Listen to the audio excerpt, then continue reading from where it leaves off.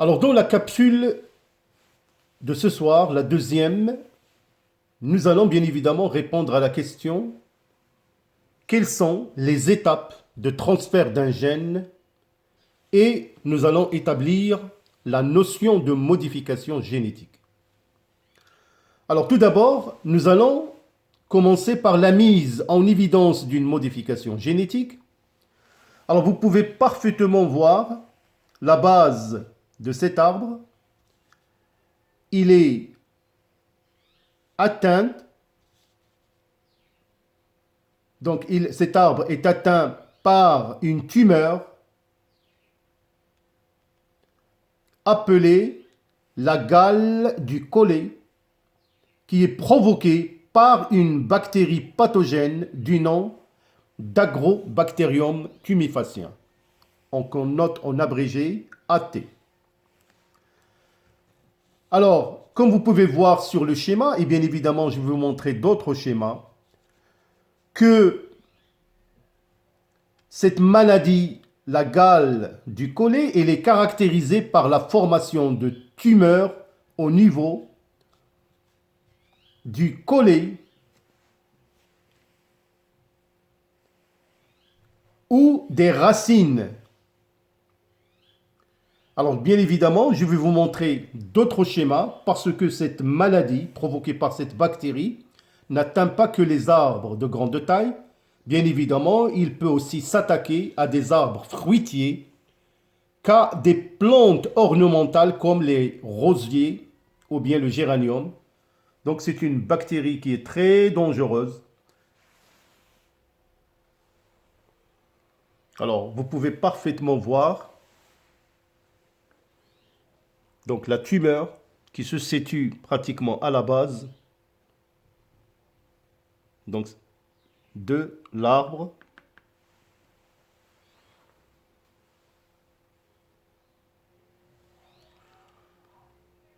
Alors, comme je vous ai dit, donc, il peut attaquer aussi donc, à des arbres fruitiers au cas, ou bien à des plantes ornementales au niveau des racines.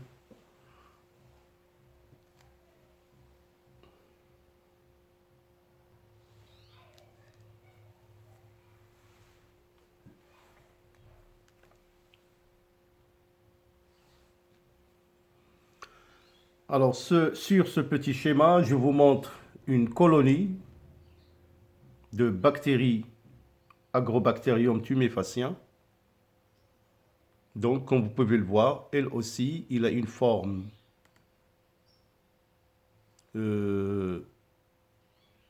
globulaire. Et parfaitement, il est entouré par une capsule. Et à l'intérieur, bien évidemment, il y a le matériel génétique, l'ADN chromosomique. Et avec des plasmides, nous verrons ça bien évidemment dans un schéma.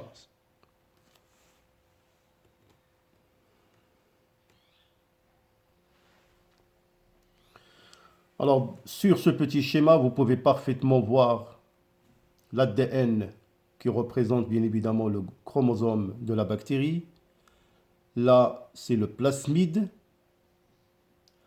Alors, bien évidemment, dans la nature, l'Agrobacterium tumefaciens infecte les végétaux en se fixant sur, ou plutôt en se fixant à leurs cellules.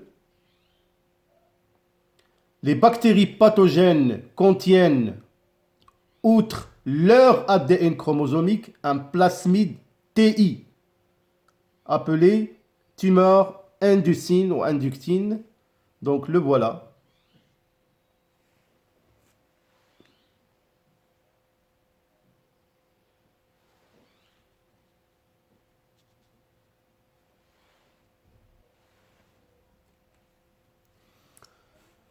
Lors de la formation de la tumeur, l'ADN transféré du plasmide s'introduit dans la cellule végétale et s'incorpore à l'ADN chromosomique de la cellule.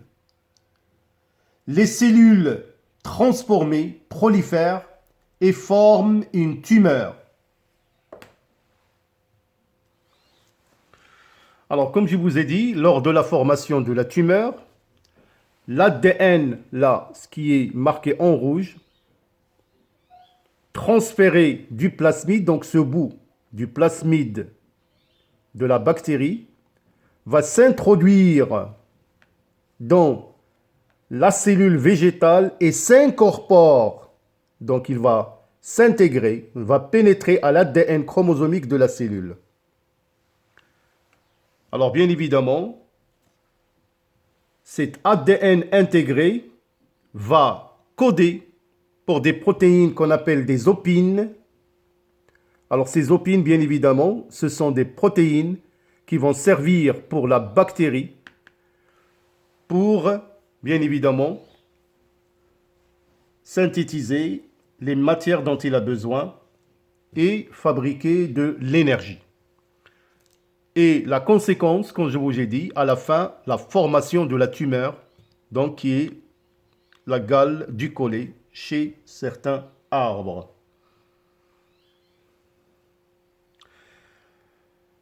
Je peux tout simplement ajouter de plus qu'au sein du plasmide, on peut parfaitement voir qu'il y a des séquences, comme cette partie OCC, c'est une région de catabolisme des opines. Donc il est servi pour catalyser les protéines, les opines synthétisées.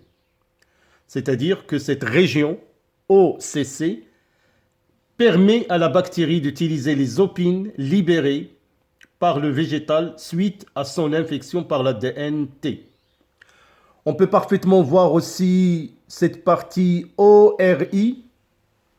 C'est une région de réplication. Cette région permet au plasmide de se multiplier dans la bactérie.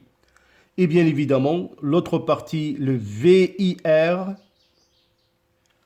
appelé aussi région de virulence. Cette région comporte une série de gènes qui permettent la fixation de la bactérie aux cellules végétales et le transfert de l'ADN T.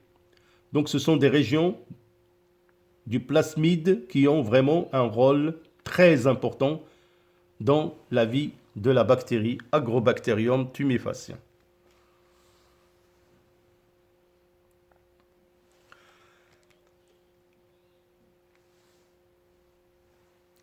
Alors, donc, on peut parfaitement donner une petite définition concernant le plasmide. Alors, le plasmide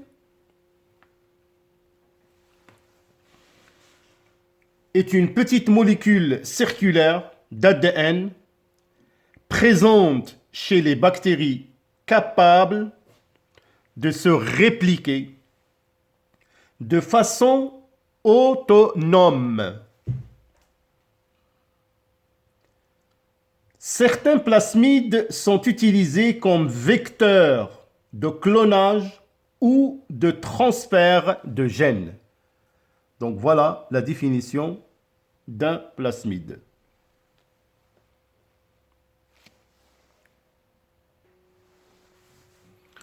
Alors on peut parfaitement vous présenter d'autres schémas qui vous permettent bien évidemment de voir de près les mécanismes qu'utilise la bactérie pour transformer, ou plutôt pour transférer le bout de son ADNT vers la cellule végétale. Mais comme je vous ai dit, l'objectif de la bactérie tout simplement, c'est d'avoir une cellule hôte où il va pouvoir synthétiser des protéines, les opines pour elle, qui sont importantes. Alors, dans la capsule prochaine, nous allons voir les techniques de transfert d'un gène à une bactérie.